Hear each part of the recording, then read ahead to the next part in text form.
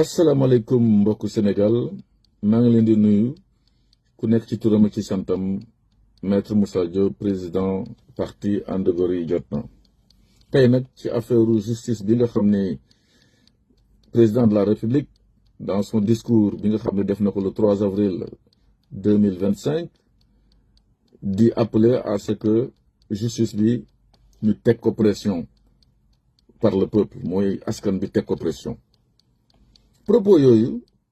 ba mu amee mi ngi ma fekk di Sénégal et li ma ci wax dégg ngeen ko mooy d'accorduma ci ànduma ci justice bi nga xam ne dañ ko war a teg pression parce que li ma gëm mooy démocratie fépp foo xam ne ñu ngi wax réew mi démocratie la dafa am loo xam ne dañ ko gëm mooy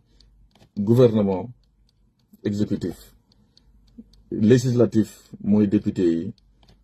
judiciaire mooy àttekat yi ñetti kuréel yooyu ku nekk da nga war a am ce pouvoir plein pouvoir mooy indépendance de la magistrature respect du pouvoir des députés mais également gouvernement bi nga xam day gouverner boobu mu amee man jox naa ci sama position en tant que homme de droit propos yooyu confirmé nañ ko par le premier ministre Ousmane Sonko solidarité gouvernementale oblige mais confirmé na ko déclaré ne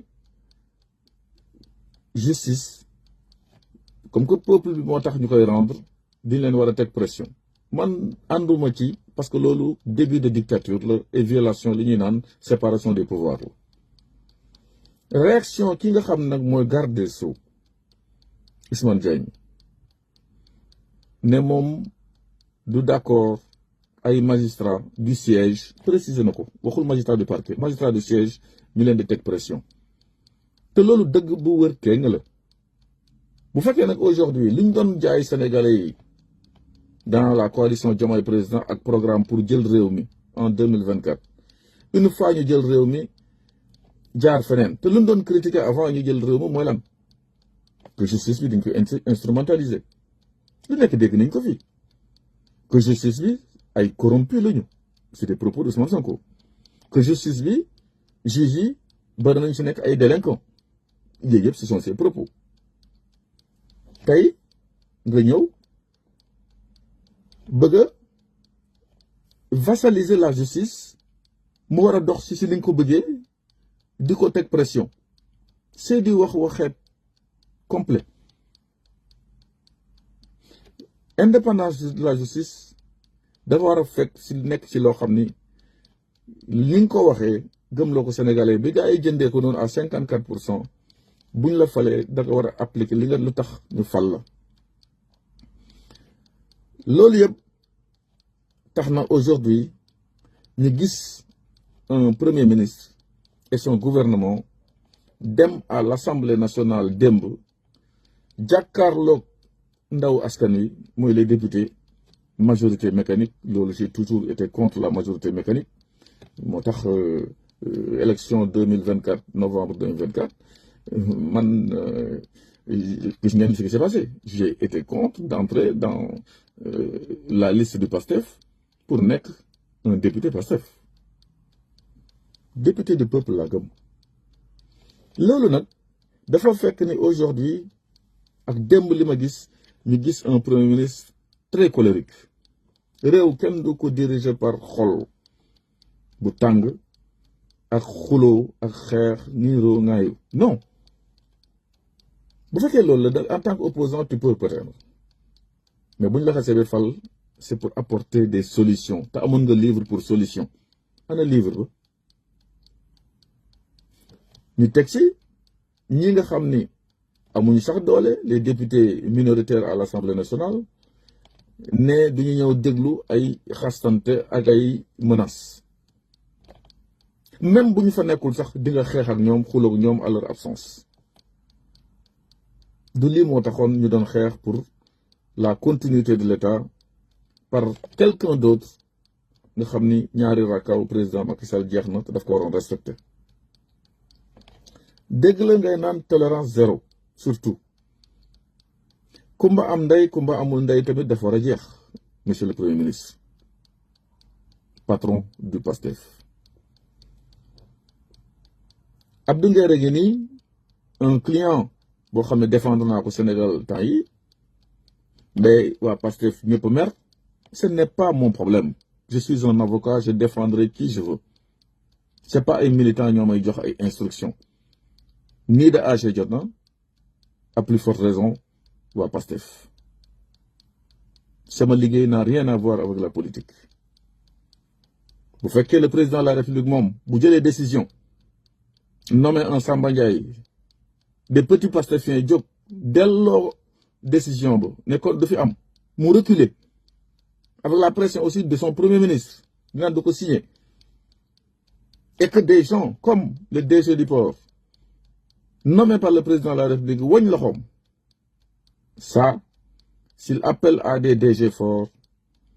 je parle du président Bassirou Diomaye Faye bu fekkee mu ngi woote ay DG fort la bëgg ay ministre fort ay premier ministre super fort, il a vu le résultat et nous sommes qu'à un début. Loolu mooy dëgg man président de la République ma nommé une personne keneen ci biir ku ma nommé jóg di wax doo fanaan loolu mooy dëgg loolu mooy réew. Mais aujourd'hui c'est une pagaille complète. Abdou Nguer jàpp nañ ko encore parce que c'était une demande politique de Pastef. Keroog boo mu rëccee fekk ba koy défendre à la sûreté urbaine,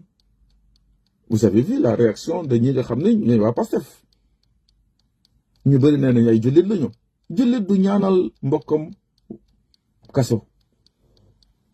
jullit du ñaanal mbokkam kaso. loolu la ñuy wax ci kaw. mais mu dem jàkkaarloog attakat yi jàkkaarloog policiers yi ko war a entendre sur convocation sur la surveillance du procureur de la République mu génn fa kenn téyewu ko ma gis waa Pastef yi mer coow li bëri ñu bëri sax saaga nañ ma man en tant que l'avocat fuñ ko teg c'est parce que lu ñu doon wax di naan du ñu ñaanal nit kaso gëmuñu ko du ñooy jullit. De toute façon s'il faut mettre la pression sur des gens tiital leen saaga leen menacer leen bu fekkee c'est Moussa Diop ils sont très mal placés très mal partis. Ça ne marchera pas. fii gis nañu monsieur le procureur de la République nga seetaan nit jóg bokk nekk au cœur du Pastef saaga ndey président de la République Diomaye Faye yënguwoo. gis nga nit jóg traité Pape Barthélémy Dias de golo yënguwoo autosaisiro. gis nga un prétendu docteur Diallo ne Sénégal démocratie amatu fi fii royaume la Sonko roi Diomaye prince ku fi yëngatu traité sénégalais yëpp yu àndul ak ñoom de doomaram yëngatu woo pour woo ko mettre ko le point sur les i. gis nga un ministre porte-parole du gouvernement Ndiack Sarré génn ne feu Mamadou Moustapha Ba ancien ministre des finances et du budget dañ ko assassiné nga ne pataraw woowoo ko parce qu'il est du Pastef woowoo ko parce que ñemewoo. gis nga loo xam ne da nga ko sol te attuna ko da nga koy summi teg fële ne regarde que la République le Sénégal. Pourtant le doyen Adama Gaye journaliste waxoon na la même chose sur la même personne feu Moustapha Ba ne dañ ko rey mais da ngeen ko jàpp ne ràpp ci biir garde à vue mu dem juge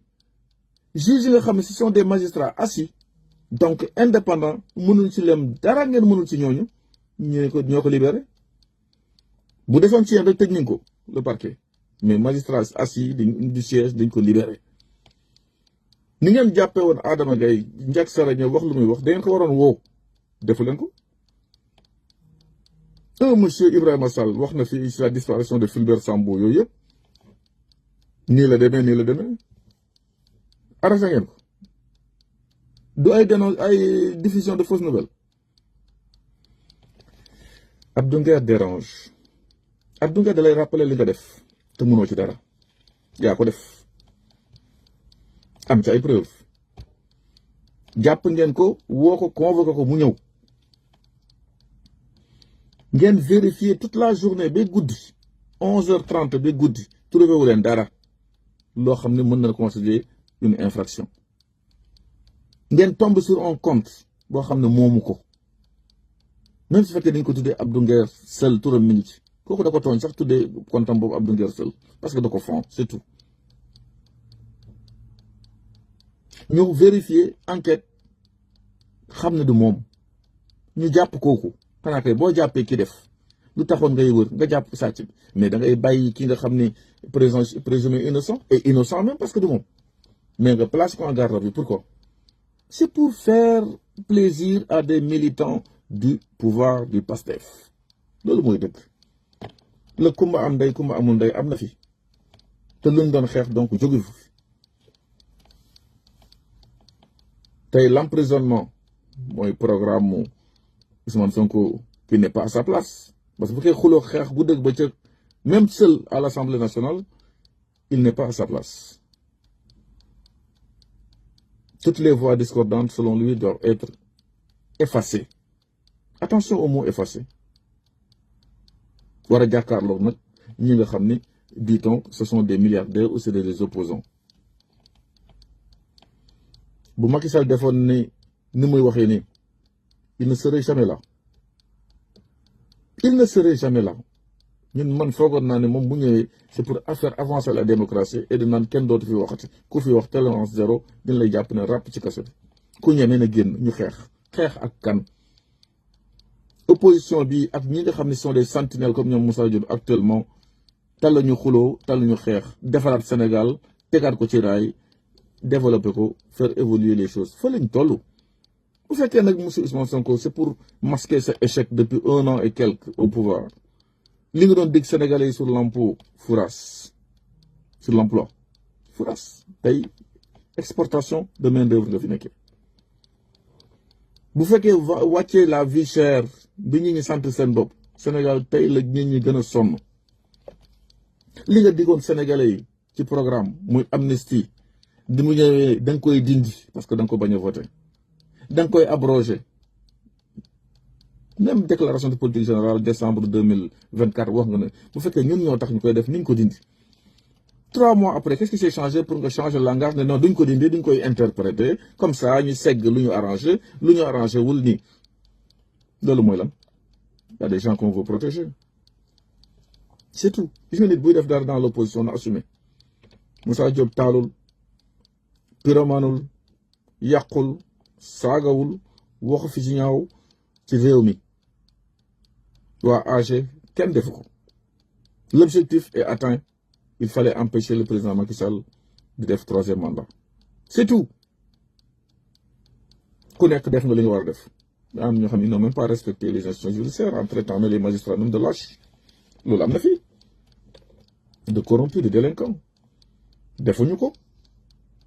donc aujourd'hui lii digoon Sénégalais yi sax defuñu ko nan dañuy intervenir j'invite nag le conseil constitutionnel les magistrats ñu jël seen responsabilité comme ni ñu ko jëlee woon au mois de mars 2024 de opposer à tout report de l'élection présidentielle face au président Macky Sall bii tamit la loi d'interprétation bi ñu joxe te ki nga xam ne moo ko porté sax dafa ne woon dañ koy annuler le 12 février 2024 sur sa page Facebook Amadou Ba tey ñu ñëw di layam donc yaa di wax waxet dans tous les cas le pourquoi ça ne m'intéresse pas diggee bor la ana loi sur l'homosexualité ci mesure yi may njëkk jël c'était sur Walf je pense mesure yi may njëkk jël ci lay bokk tey sañoo ko su ma toogee réew mi dans 2 mois ñu régler problème bi kii kenn du fi dem ba di am déception les gens sont déçus c'est ça la réalité fii mënoo fi noppiloo kenn parce que ragaluñu kaso da nga def kaso ñu def kaso ragaluñu kenn daañu respecter les lois de la République fu ñu saaga am man je suis contre fu diffusion de fausses nouvelles am je suis contre waaye la loi elle est impersonnelle et unique pour tout le monde elle est générale ce n'est pas nag parce que da nga am échec depuis boobu ba léegi xamoo foo jëm li nga doon wax defe ne réew